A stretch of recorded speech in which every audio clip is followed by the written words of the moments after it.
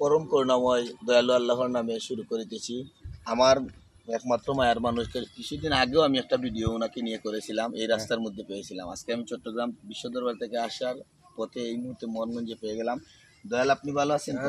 এখন কত হইলো, আপনি যে আমার কাছে চাইতেছেন বা আমার কাছে চান, আমার কিন্তু কোনো ইনকাম নাই, ঠিক আছে? কিন্তু আজকে বিশেষ করে আমার একটা বাতিজা আমার একটা শখের জিনিসের জন্য কিছু টাকা দিছে, কিন্তু আমি ওই শখের জিনিসটা কিনবো না। কেন?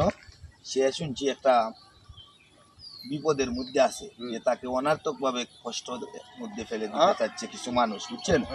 সে আমারে কিছু টাকা দিছে, এর জন্য এই টাকা থেকে আমি 500 টাকা তোমারে দিলাম, তার জন্য দোয়া করবা। হ্যাঁ, আল্লাহ যাতে তারে মানে শান্তিতে রাখে এবং সে যে কাজের মধ্যে জড়িত নাই বিপদে, সেই বিপদে যেন সে কোনো ক্ষতিগ্রস্তের মধ্যে না পড়ে, ঠিক আছে? তার জন্য প্রবাসী আছে।